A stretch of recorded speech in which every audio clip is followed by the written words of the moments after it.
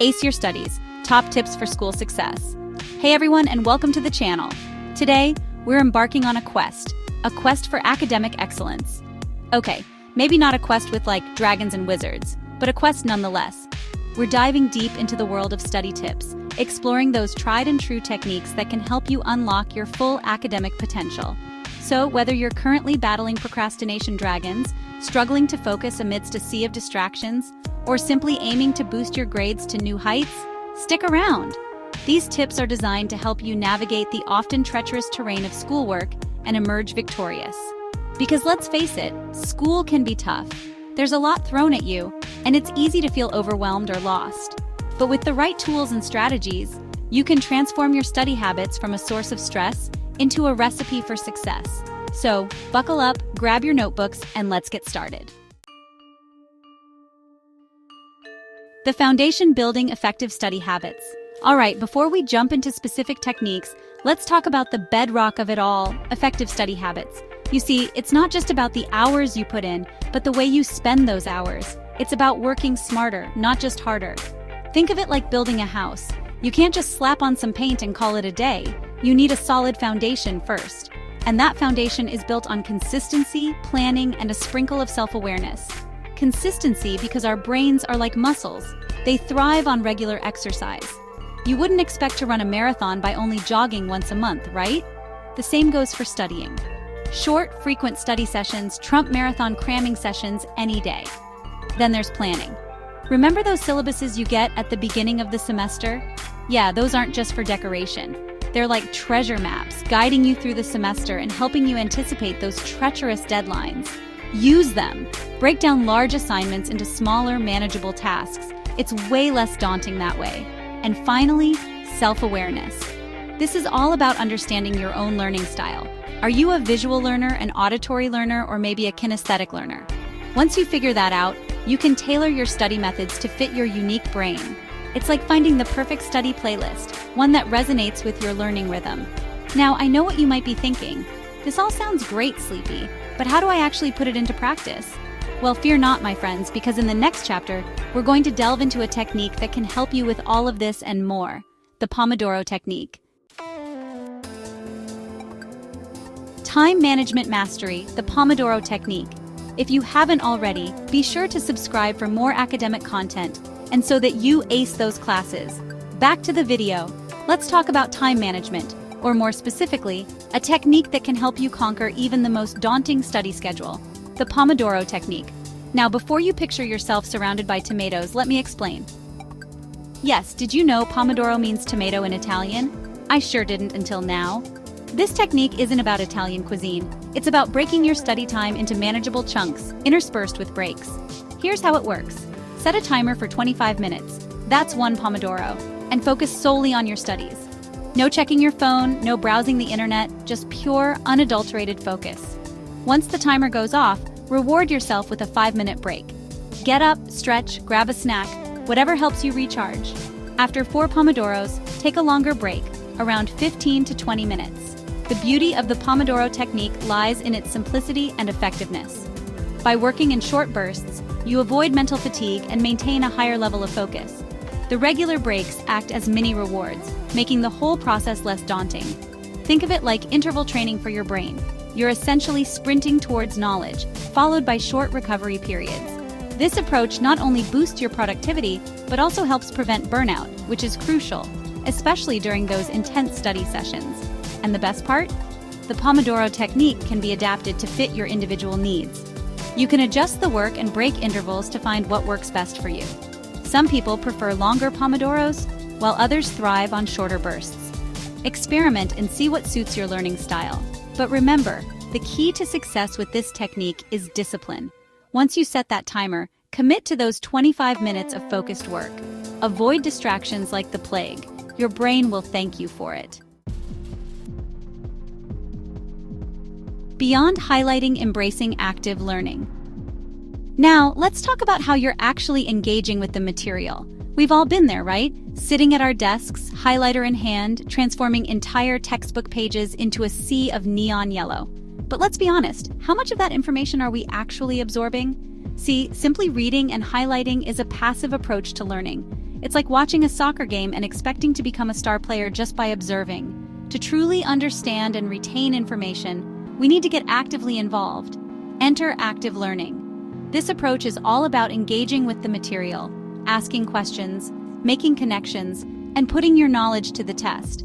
It's about transforming yourself from a passive recipient of information into an active participant in the learning process. So how do you actually implement active learning? Well, there are countless ways, but here are a few ideas to get you started. First, ditch the highlighter and pick up a pen. Summarize key concepts in your own words.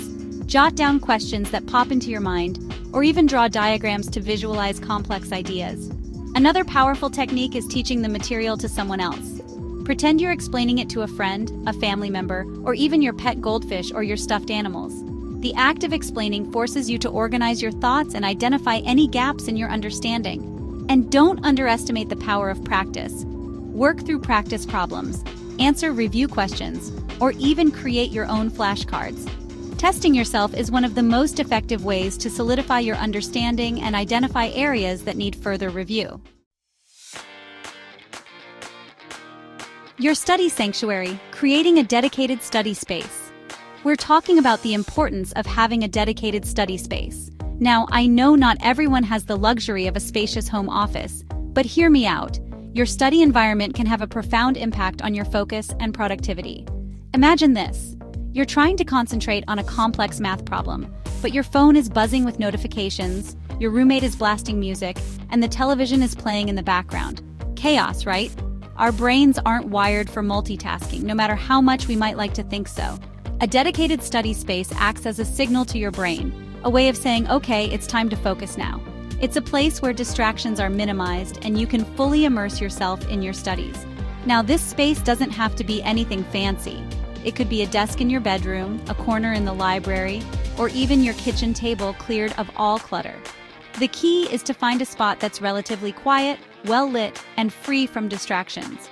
Once you've found your ideal location, personalize it.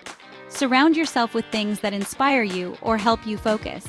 Maybe it's a motivational quote, a picture of your dream school, or even just a plant to add a touch of life to your surroundings. And don't forget about ergonomics. Make sure your chair is comfortable, your desk is at the right height, and you have adequate lighting. Poor posture and eye strain can really take a toll on your focus and energy levels. Remember, your study space is your sanctuary, a place where you can escape the distractions of the outside world and fully devote yourself to the pursuit of knowledge. So create a space that inspires you, motivates you, and sets you up for success. The importance of breaks prioritizing self-care. Now, it's time to talk about something equally important for academic success: taking breaks and prioritizing self-care. I know, it seems counterintuitive. When you're facing a mountain of assignments, the last thing you might want to do is step away from your books. But trust me on this one. Our brains aren't machines. They need time to rest and recharge, just like any other muscle in our body. Pushing yourself to study for hours on end without breaks can actually be counterproductive. You end up burning out, your focus dwindles, and you retain less information. Think of it like this. Imagine you're on a long road trip. You wouldn't expect to drive for hours without stopping for gas or a bathroom break, would you? Your car would eventually sputter to a halt. The same goes for your brain. Regular breaks are like pit stops for your mind, allowing you to refuel and recharge before continuing on your journey. So, how often should you take breaks? Well, that depends on your individual needs and preferences. Some people find that short, frequent breaks work best, while others prefer longer breaks spaced further apart. Experiment and see what works best for you. But here's the key. Make those breaks count. Step away from your studies completely. Go for a walk, listen to music, call a friend, or do anything that helps you relax and de-stress. Avoid activities that will further tax your brain, like scrolling through social media or watching television. And don't forget about the importance of sleep, exercise, and a healthy diet. These are all crucial components of self-care, and they play a vital role in your overall well-being, including your academic performance. Go forth and conquer those studies. So there you have it, a crash course in study tips to help you ace your classes and unlock your full academic potential. Remember, finding the right study strategies is a journey, not a destination. What works for one person might not work for another. The key is to experiment, be patient with yourself, and find what works best for you. Because ultimately, studying isn't just about memorizing facts and figures. It's about cultivating a love of learning, embracing curiosity, and expanding your understanding of the world around you. It's about challenging yourself, pushing your boundaries, and discovering the incredible power of your own mind. So go forth, my sheepy heads, armed with these tips and a thirst for knowledge. Embrace the challenges, celebrate the victories, and never stop learning. And who knows, maybe one day, you'll be the one sharing your own success stories around the world. Subscribe to become a part of the Sheepy Heads herd. If you enjoyed, don't forget to like and share if you found this video helpful. Be sure to have a nice night, and good night.